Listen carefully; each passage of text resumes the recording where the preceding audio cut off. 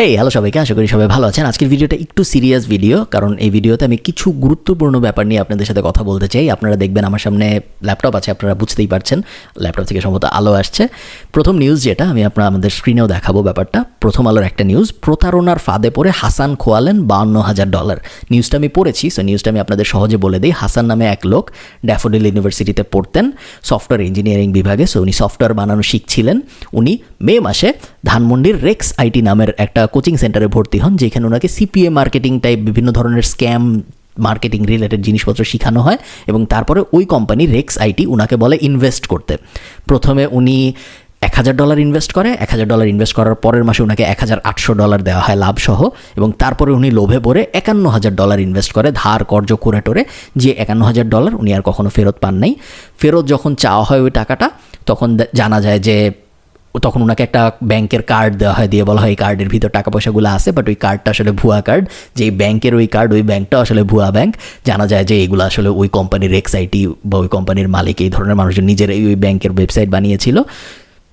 এবং সিআইডি ধারণা করছে যে প্রায় 200 কোটি টাকা হাতিয়ে নিয়েছে এই কোম্পানিটা এইভাবে হাসানের মতো মানুষজনের সাথে ধোঁকাবাজিটা করে। দেখেন ভাই, আপনার একটা জিনিস খুব সিম্পলি বুঝতে হবে, যে এই জিনিসটা আমি জানি না এতবার বলার পরেও মানুষ কেন বুঝতে চায় না। সেটা হইলো কয়েকটা জিনিস আসলে আপনার বুঝতে হবে। প্রথম জিনিসটা, যারা নিউজ করে, প্রথম আলো বা যে কোনো সংবাদ মাধ্যম যে নিউজ করে, তাদের বুঝতে হবে যে বিদেশ থেকে টাকা আয় করাটা মানেই কিন্তু ফ্রিল্যান্সিং না। সব কিছু যে আমরা ফ্রিল্যান্সিং বলে লেবেল করে দিই, যে উনি বিদেশ থেকে আয় করছে, উনার এই কাজটা হয়েছে, উনার ওই হয়েছে, উনি সিপিআই মার্কেটিং করছে, উনি অ্যাফিলিয়েট মার্কেটিং করছে, ফ্রিল্যান্সিং টাইটেলে বসায় দাও। আমরা মনে করি ফ্রিল্যান্সিং টাইটেলে বসায় দিলে বেশিরভাগ মানুষ আসলে বুঝবে জিনিসটা কি, বাট আসলে এই পুরো জিনিসটা freelancing, outsourcing, marketing, international market, এই ব্যাপারগুলোর জন্য একটা নেগেটিভ এফেক্ট হিসেবে কাজ করে। এটা একটা ধান্দাবাজির কেস। এই ধান্দাবাজিটা ওনার সাথে করেছে রেক্স আইটি নামক একটা কোম্পানি, যে কোম্পানিটা ওনাকে সিপিএ মার্কেটিং নামক একটা জিনিস শিখাইছে, কস্ট পার অ্যাকশন মার্কেটিং, যেটা মার্কেটিংয়ের এই ডিজিটাল ওয়ার্ল্ডে সবচেয়ে ধান্দাবাজি টাইপ মার্কেটিং বেশি হয় এই সিপিএর দুনিয়ায়। এবং তারপরে বেসিক্যালি ওনার কাছ থেকে একটা MLM মডেলে টাকা নেওয়ার চেষ্টা করছে। ফার্স্টের মাসে টাকা নিছে এবং তারপরে টাকাটা লাভসহ ফেরত দিয়েছে ট্রাস্ট বিল্ডের জন্য, যেটা MLMও হয়। আমরা দেখি যে অনেকে অনেক দিন পর্যন্ত টাকা পায় এবং তারপর একসাথে স্ক্যাম হয়। সো এই ক্ষেত্রেও তাই হয়েছে। উনি প্রথমে $1,000 বিনিয়োগ করেছে, উনি $1,800 ফেরত পাইছে পরের মাসে। এবং উনার যে লোভ, উনি ওই লোভটা আর কন্ট্রোল করতে পারেন নাই। এবং এখানে আপনাদের জন্য মেইন লেসন, লোভে পড়া যাবে না, প্লাস আপনার বুঝতে হবে আপনি আসলে কিসে ইনভেস্ট করতেছেন বা কিসের জন্য টাকাটা খরচ করতেছেন, বা আপনার যে প্রফিটটা হচ্ছে এটা আসলে কেন হচ্ছে। এটা যদি আপনি বুঝতে না পারেন, যে আমি যে $1,000 দিলাম একজনকে, প্রথম কথা হলো $1,000 আপনি কাউকে দিবেন না, শেষ। কাউকে আপনি ইনভেস্টর না ভাই, আপনার ইনভেস্টমেন্ট করার কোনো দরকার নেই কোনো জায়গায়। তারপরেও যদি আপনি দেন কোনো একটা অল্টারনেট ইউনিভার্সে, একটু বুঝার চেষ্টা করেন যে ভাই আমি $1,000 কেন দিচ্ছি। আমি যে $1,000 দিব, দেওয়ার পরে এই $1,000 নিয়ে এমন কি হবে যাতে কইরা আমি $1,800 ফেরত পাবো পরের মাসে। এইটার যদি আপনি কোনো লজিক্যাল সেন্স মেক করতে না পারেন, বা যে আপনার এই $1,000 নিচ্ছে সে যদি আপনাকে বুঝাইতে না পারে যে ভাই এই $1,000 দিয়ে এই হবে যেই কারণে তুমি $1,800 ফেরত পাচ্ছ, তাইলে আপনার ওই ধরনের কাজকর্মে যাওয়ার কোনো দরকার নাই, ইনভেস্টমেন্ট করার কোনো দরকার নেই। খুব লজিক্যাল প্রশ্ন এখানে, যে ভাই $1,000 যদি $1,800 হয়ে যায়, ভাই তুই তোর টাকা ইনভেস্ট কর না। তোর আমার $1,000 কেন নিতে হবে ইনভেস্ট করার জন্য? তুই নিজের টাকা ইনভেস্ট করে বড়লোক হয়ে যা, কোনো সমস্যা নাই। বাট এই ধরনের প্রশ্নগুলো আমরা করি না, বিকজ আমরা বড়লোক হইতে চাই, আমাদের লোভ অনেক বেশি, আমরা ওই লোভকে কন্ট্রোল করতে পারি না। এই কারণে আপনি চিন্তা করেন, $1,000 প্রথমে দিছে, $1,800 পাইছে, তারপর উনি $51,000 দিয়েছে ওই কোম্পানিকে। এবং উনি মাত্র একজন, যার কথা আমরা জানি, টোটাল প্রায় 200 কোটি টাকার মতো হাতিয়ে নিয়েছে এই রেক্স আইটি নামক কোম্পানি। আপনি চিন্তা করেন স্ক্যামটা কত ভয়াবহ লেভেলে হয়েছে। এবং সিম্পলি 2টা কারণে এই স্ক্যামটা উনি করতে পারছে, যে কোম্পানি স্ক্যামটা করছে রেক্স আইটি। প্রথম কারণ, ওই কোম্পানি খারাপ, ওই কোম্পানি একটা ধান্দাবাজ কোম্পানি। সেকেন্ড কারণ, মানুষ ভয়াবহ লোভী। মানুষ চিন্তা করে নাই যে আমি যে টাকাটা দিচ্ছি একজনকে, কেন দিচ্ছি, এই টাকাটা নিয়ে এমন কি হচ্ছে দুনিয়ায় যাতে করে আমার টাকা ডাবল হয়ে আমার কাছে ফেরত চলে আসবে। পৃথিবীর এমন কোন ইনভেস্টমেন্ট আছে যে ইনভেস্টমেন্ট আমাকে 1 মাসের মধ্যে, উনি মে মাসে জয়েন করছে এই কোর্সে, উনি $1,000 দিছে, জুন মাসে $1,800 হয়ে ওনার কাছে ফেরত আসছে। দুনিয়ায় এমন কি ইনভেস্টমেন্ট আছে আপনি আমাকে বলেন, ক্রিপ্টোকারেন্সি বাদ দিলে, যেটার নিয়েও অনেক কনফিউশন, অনেক সমালোচনা আছে, এমন কি ইনভেস্টমেন্ট আছে দুনিয়ায় যে ইনভেস্টমেন্ট আপনাকে 1 মাসের মধ্যে টাকা ডাবল করে ফেরত আনতেছে। দুনিয়ার ওয়ারেন বাফেটরা কি মারা গেছে? দুনিয়ার মার্ক কিউম্যানরা কি মারা গেছে?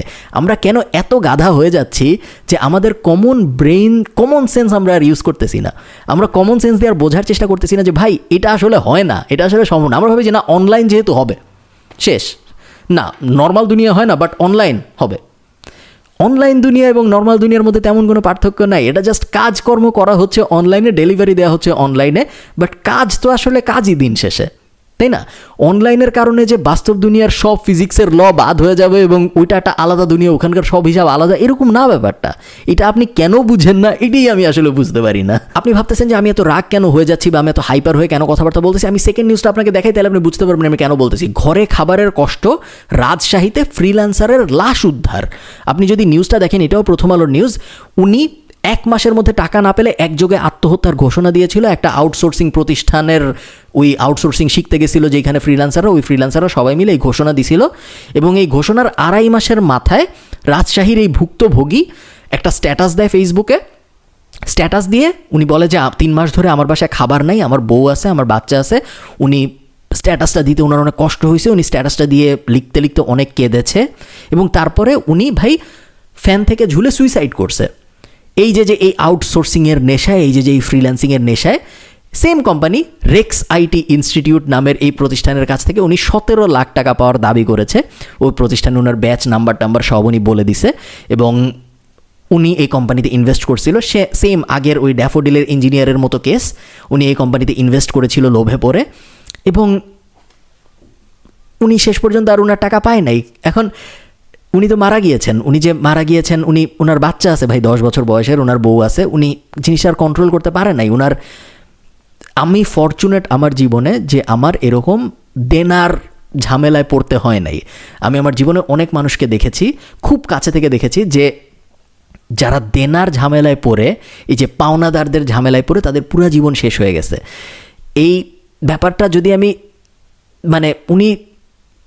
কীভাবে জিনিসটা আসলে এক্সপ্লেন করবো আপনাদের জন্য আমার বুঝে আসে না। এই লোক যিনি মারা গিয়েছেন, উনি তো মারাই গিয়েছেন, যে লোক বেঁচে আছে ড্যাফোডিল ইউনিভার্সিটির ওই ইঞ্জিনিয়ার, এই লোক $51,000 দেনা করে জোগাড় করছে ইনভেস্ট করার জন্য, যাতে কইরা ওই ইনভেস্টমেন্টে ওনার $51,000 ডাবল হয়ে যায়।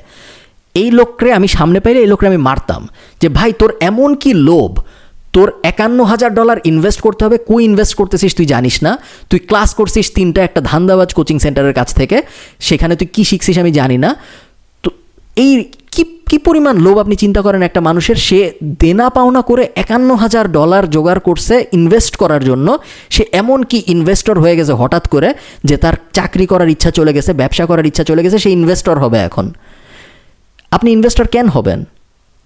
আমি এই ভিডিওটা উনি ড্যাফোডিলে পরে উনি সফটওয়্যার ইঞ্জিনিয়ারিং পড়তেছে, উনি কোনো গাধা মানুষ না যে আমি গ্রামের অজপাড়া গায়ের এক মানুষ, আমার একজন বলছে অনলাইনে আয় রোজগার হয়, আমি ঘরে জমি টমি বিক্রি করে $51,000 জোগাড় করে ওনাকে দিয়ে দিছি, আমার টাকাটা ডাবল করে দেন। ভাই প্লিজ ভাই, আপনারা যদি আমার ভিডিও থেকে একটা জিনিস শিখেন জীবনে, সেই জিনিসটা খুব সিম্পল।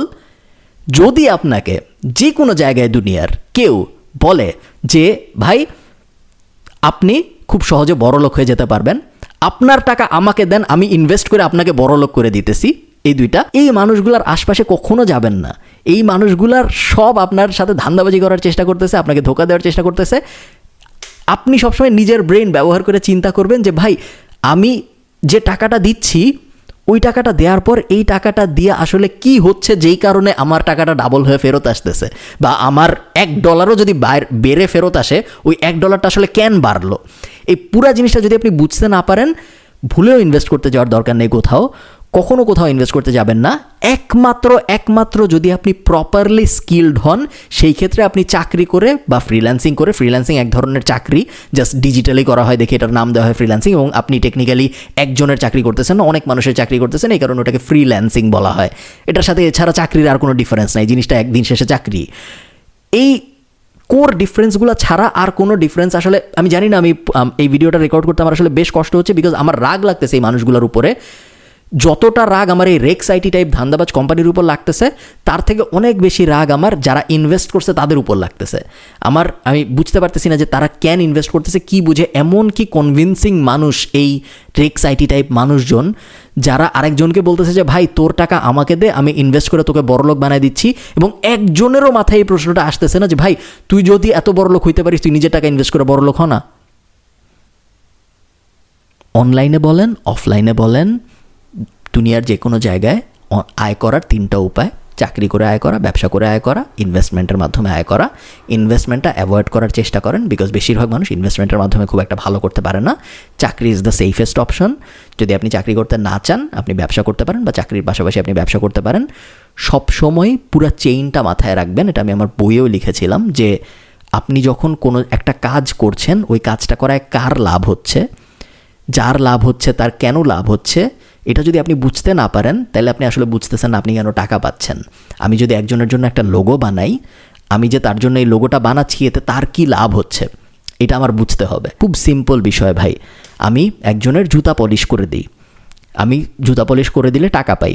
কেন টাকা পাই? কারণ তার জুতা পলিশ হয়েছে, এই কারণে তার সমাজে স্ট্যাটাস বাড়বে, সে চায় তার জুতা খুব সুন্দর থাকুক, এই কারণে সে জুতা পলিশ করার সার্ভিসটার জন্য আমাকে টাকা দিছে। পুরো জিনিসটা আমি কমপ্লিটলি বুঝতে পারলাম, আমার বুঝতে কোনো কষ্ট হইল না যে জুতা পলিশ করার জন্য কেন আমাকে সে টাকা দিল। অনলাইনের ক্ষেত্রেও ব্যাপারটা খুব সহজ, একদম সেম জিনিস। জুতা পলিশ করার সাথে অনলাইনের এই ব্যাপারটার কোনো ডিফারেন্স নাই। আপনি যদি না বুঝেন আপনার কাজের জন্য কেন আপনাকে কেউ টাকা দিচ্ছে, তাহলে ওইটা কোনো কাজ না। আপনাকে যদি একজন বলে যে এই জায়গায় ক্লিক করলে টাকা পাবা, আপনার প্রথম চিন্তা হওয়া উচিত যে এই জায়গায় ক্লিক করলে কার লাভ হবে। ওই যে জুতা পলিশ করলে যেরকম জুতার মালিকের লাভ হয়েছিল, সেম কনসেপ্ট, এই জায়গায় ক্লিক করলে কার লাভ হবে। এই যে এই অ্যাডটার উপর আমি ক্লিক করতেছি, এই অ্যাডটায় ক্লিক করলে আসলে কার অ্যাকচুয়ালি লাভ হচ্ছে, এটা যদি আমি বুঝতে না পারি তাহলে আমার ওই কাজের মধ্যে কখনো যাওয়া উচিত না। পুরা জিনিসটা ভালো মতো আগে বুঝবো, স্লোলি আগাবো।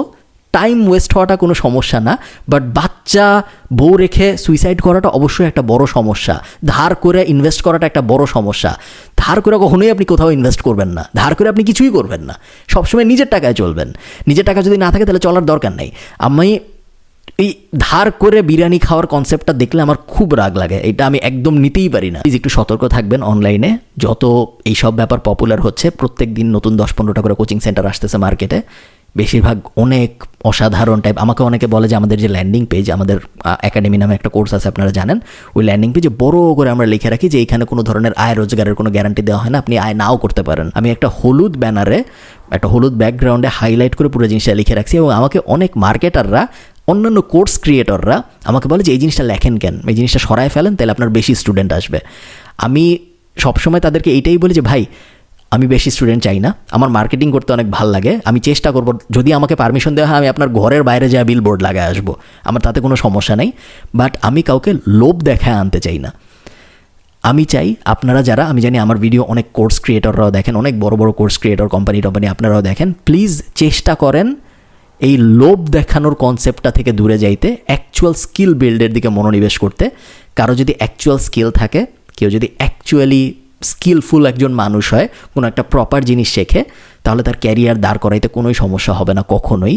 সে যদি তা না শিখে, তাকে যদি আমরা ঘুরায় ফিরায় লোভের মধ্যে ফেলতে থাকি, এতে করে এই পুরা জিনিসটা, আমি নিজে ফ্রিল্যান্সার না, তারপরেও আমার খুব কষ্ট হচ্ছে যে ফ্রিল্যান্সিং টাইপ জিনিসগুলোর প্রতিনিয়ত নেগেটিভ ব্র্যান্ডিং হচ্ছে এই ধরনের ব্যাপারগুলোর কারণে, যেটা আসলে খুব বেশি হতাশাজনক। এই তো, আর তেমন কিছু বলার নাই। আমি জানি না এই ভিডিওটা আসলে কীভাবে শেষ করব।